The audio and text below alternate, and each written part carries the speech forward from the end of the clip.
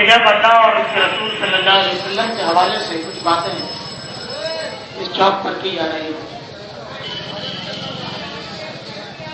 الحمدللہ جماعت اسلامی کو یہ سعادت مل رہی ہے کہ اس چوک سے اللہ اور اس کے رسول صلی اللہ علیہ وسلم کے حوالے سے آپ تک کچھ باتیں پہنچ رہی ہیں. اس پر ہم اللہ تبارک و تعالیٰ کے شکر گزار ہیں اور ہم سب کو اس بات کے شکر گزار ہونا چاہیے اللہ کا کہ ہم اور آپ بیٹھ کر اللہ اور اس کے رسول صلی اللہ علیہ وسلم کے حوالے سے کچھ باتیں سن رہے ہیں اور سنا رہے ہیں. حضرات، یہ ہم سب جانتے ہیں کہ اسلام کا مخاطب اول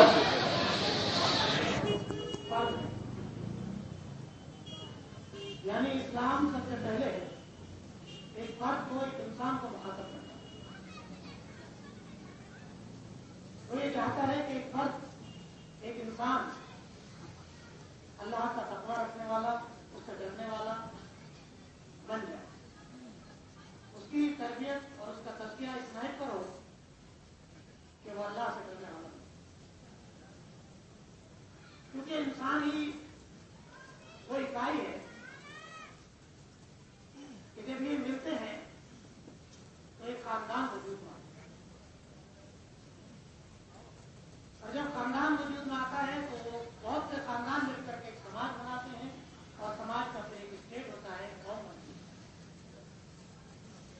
اسلام کیونکہ ایک مکمل نظام حیات ہے،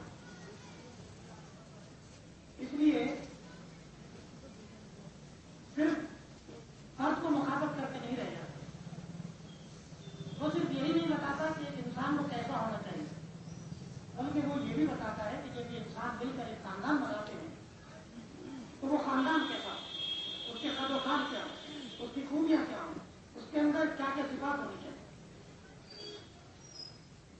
اور اسلام یہ بھی بتاتا ہے کہ جب یہ خاندان مل کر ایک سماج، ایک سوسائٹی بناتے ہیں تو وہ سوسائٹی کیسے ہونی چاہیے، اس کے اصول اور ضوابط کیا ہونے چاہیے.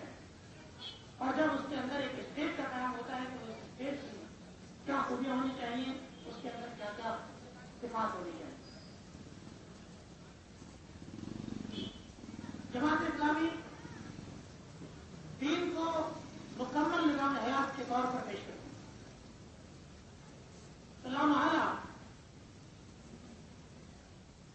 خاندان بھی اس کا ایک سبجیکٹ ہے. جہاں جماعت اسلامی لوگوں کو یہ بتانے کی کوشش کرتی ہے کہ ان کے حقوق اور فرائض کیا ہیں، ان کی ذمہ داریاں کیا ہیں، وہیں یہ بھی بتاتی ہے کہ جب یہ افراد مل کر ایک خاندان بناتے ہیں تو اسلام اس میں کیا ہے. اور آج آپ کے سامنے اسی حوالے سے کچھ باتیں کرنے کی ہم لوگ کوشش کر رہے ہیں. اللہ تعالیٰ سے دعا ہے کہ ہمیں صحیح بات کرنے کی توفیق عطا فرمائے. حضرات، اسلامی خاندان کیسا ہو، اس سلسلے میں یہ بات اور بھی زیادہ اس وقت اہم ہو جاتی ہے جب مسلم سماج مغربی دنیا کی نقالی میں لگا ہوا، اور مغربی دنیا کی نقالی سے، اس کے پیچھے اندھا ہو کر چلنے سے نہ صرف یہ کہ سماج کا سرمایہ ایمان تباہ ہو کر کے رہ گیا ہے، اس کے دل سے ایمان کی دولت جاتی جا رہی ہے، وہیں اس کا ایک نقصان یہ بھی ہو رہا ہے کہ خاندان ٹوٹ رہا ہے. یہ بات آنکڑے بتاتے ہیں کہ جس سماج کی ہم نقالی کرنے میں لگے ہوئے ہیں اس سماج کا خاندانی نظام پوری طرح سے ٹوٹ چکا ہے، بکھر چکا ہے. لیکن ہم ہیں کہ انجانے میں اور دین سے بے خبری کے نتیجے میں ہم اسی کے پیچھے بھاگے چلے جاتے ہیں. لہذا ہمیں اس بات پر پوری طرح سے غور و فکر کرنا چاہیے کہ ہم اسلامی خاندان کو کیسے وجود میں لائیں اور ایک بہترین خاندان وجود میں لا کر مغربی دنیا کو بھی یہ بتائیں کہ خاندان کو مستحکم کیسے بنایا جا سکتا ہے اور اس سے کیسے بہترین نتائج جو ہیں وہ سامنے. حضرات یہ بھی ہم جانتے ہیں کہ خاندان کی بنیاد ایک لڑکا اور ایک لڑکی کے ملنے سے بنتی ہے۔ اسلام خاندان کی بنیاد کو تقوی اور دینداری کی بنیاد پر رکھتا ہے۔ جب یہ بنیاد رکھی جاتی ہے تو اس میں کئی مراحل آتے ہیں اور اسلام ہر مرحلے پر ہماری رہنمائی کرتا ہوا نظر آتا ہے۔ سب سے پہلا مرحلہ اس خاندان کی بنیاد رکھنے اور رکھتے وقت سب سے پہلا مرحلہ یہ ہوتا ہے کہ رشتہ تلاش کیا۔ لڑکا ہو تو لڑکی کے لیے تلاش کی جاتی ہے اور لڑکی ہوتی ہے تو لڑکے کے لیے تلاش کی جاتی ہے تاکہ ایک خاندان کی بنیاد رکھی جائے۔ اللہ کے رسول صلی اللہ علیہ وسلم نے فرمایا کہ عورتوں سے نکاح 4 بنیادوں پر کیا جاتا ہے۔ سب سے پہلی بنیاد رسول اکرم صلی اللہ علیہ وسلم فرماتے ہیں کہ دولت، یعنی نکاح کیا جاتا ہے عورت سے دولت کی بنیاد۔ دوسری بنیاد اللہ کے رسول صلی اللہ علیہ وسلم نے بتائی کہ حسب اور نسب کی بنیاد پر عورت سے نکاح کیا جائے۔ تیسری بنیاد بتائی حسن و جمال کی بنیاد پر عورت سے نکاح کیا جائے اور چوتھی بتایا کہ دینداری کی بنیاد پر نکاح کیا جائے۔ اللہ کے رسول صلی اللہ علیہ وسلم نے رہنمائی فرمائی اور بتایا کہ تم دیندار خواتین کا انتخاب کرو، تمہارے دونوں ہاتھ پر رہیں گے، یعنی اس دنیا کے اندر بھی تم کامیاب رہو گے اور آخرت میں بھی تمہاری کامیابی تمہارا مقدر ہے۔ اس سلسلے میں اللہ کے رسول صلی اللہ علیہ وسلم نے ایک مرتبہ فرمایا کہ یہ دنیا متاع ہے اور اس دنیا میں سب سے بہترین متاع جو ہے وہ نیک اور صالح عورت۔ اگر یہ کسی کو مل جائے تو ایک خاندان، بہترین خاندان وجود میں آتا ہے۔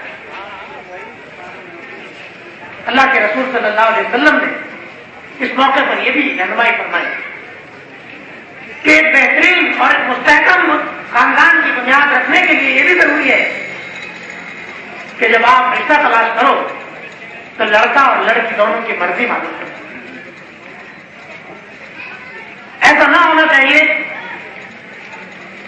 کہ اپنی مرضی کے مطابق تم رشتہ طے کر دو اور پھر وہ خاندان جو ہے وہ مستحکم نہ بن سکتا اور مستحکم نہ رہ پائے۔ بطور خاص ہدایت فرمائی کہ لڑکیوں سے ضرور ان کی اجازت لے لو اور اگر موقع ہو حدود میں رہتے ہوئے اللہ کے رسول صلی اللہ علیہ وسلم نے یہاں تک رہنمائی فرمائی کہ دونوں ایک دوسرے کو دیکھ بھی سکتے ہیں، لیکن دیکھنے کا وہ تصور جو آج کل ہمارے سماج کے اندر ہے کہ اس کے لیے باقاعدہ چھوٹ دی جائے اور گھنٹوں وہ آپس میں یا تنہائی میں گفتگو کریں، اس کی اجازت اسلام بالکل نہیں دیتا۔ حدود اور قیود کے اندر رہتے ہوئے اسلام نے لڑکا اور لڑکی کو آپس میں دیکھنے کی اجازت دی ہے تاکہ ایک بہترین اور مستحکم خاندان کی بنیاد رکھی جائے۔ اس سلسلے میں دوسرا مرحلہ نکاح ہوتا ہے۔ اس سلسلے میں فرمایا اللہ کے رسول صلی اللہ علیہ وسلم نے کہ نکاح میں دیر نہ کرو، جب رشتہ مل جائے تو فوراً نکاح کرو۔ آپ صلی اللہ علیہ وسلم نے فرمایا کہ 3 چیزیں ایسی ہیں جن میں دیر نہیں کرنی چاہیے۔ سب سے پہلی بات ہے کہ ایک تو نماز میں دیر نہیں کرنی چاہیے جبکہ وقت ہو جائے۔ دوسرے فرمایا کہ میت کو دفنانے میں دیر نہیں کرنی چاہیے جبکہ وہ تیار ہو جائے۔ اور تیسری بات آپ صلی اللہ علیہ وسلم نے فرمائی کہ نکاح میں دیر نہیں کرنا چاہیے جبکہ کفر مل جائے، رشتہ اس کا مل جائے۔ اب آپ سوچ سکتے ہیں کہ ہمارے یہاں یہ جو تصور ہے، ہمارے یہاں جو رواج ہے کہ رشتہ کرنے کے بعد سالوں وہ رشتہ بنا رہتا ہے، یہ اللہ کے رسول صلی اللہ علیہ وسلم کے فرمان کے خلاف ہے اور دین کی مزاج کے خلاف ہے۔ اگر رشتہ مل جائے تو فوراً ان کا نکاح کر دینا چاہیے، اس میں دیر نہیں کرنی چاہیے۔ نکاح کے تعلق سے اللہ کے رسول صلی اللہ علیہ وسلم نے ایک بات اور فرمائی اور وہ یہ کہ نکاح کا اعلان کرو اور اس کو مسجد میں انجام دو۔ نکاح کا اعلان کرو اور مسجد میں اس کام کو انجام دو۔ اللہ کے رسول صلی اللہ علیہ وسلم کی عادت مبارکہ تھی کہ جب بھی کوئی تقریب دیکھتے تھے، جب بھی کچھ لوگوں کا مجمع دیکھتے تھے تو آپ اللہ کے دین کی بات لوگوں تک پہنچاتے تھے، ان کی تعلیم اور تربیت کا سامان فراہم کرتے تھے۔ چنانچہ نکاح کے اس موقع پر بھی اللہ کے رسول صلی اللہ علیہ وسلم نے خطبہ دیا، جو خطبہ ہمارے یہاں نکاح کے موقع پر پڑھا جاتا ہے۔ اس نکاح کے موقع پر اللہ کے رسول صلی اللہ علیہ وسلم نے قرآن مجید سے 4 آیتوں کا انتخاب کیا اور پھر 2 باتیں آپ نے اپنی طرف سے فرمائی جن کو ہم حدیث کہتے ہیں۔ ان 4 آیتوں میں بہت سی باتیں ہیں جو بہرحال کسی اور موقع پر آپ کے سامنے رکھی جا سکتی ہیں۔ 2 باتیں خاص طور سے ذکر کی ہیں۔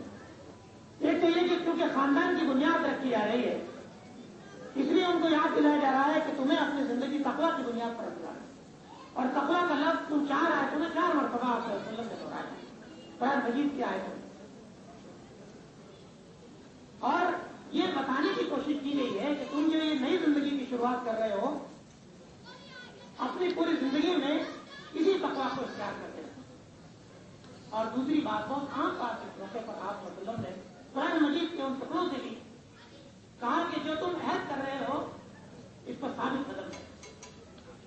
وقول قول سدیدہ، جو بات کہو بہت مستحکم ہونی چاہیے، بہت اس کے اوپر کاربن ہونا چاہیے، تمہارا قول سدید ہونا چاہیے۔ یہ نہیں کہ آج بولا اور کل توڑ دیا، یہ کوئی بچے اور بڑھیوں کا کھیل نہیں ہے کہ آج نکاح کیا اور کل توڑ دیا، بلکہ یہ قول سدید ہونا چاہیے، کیونکہ یہاں پر ایک عہد اور پیمان ہو رہا ہے۔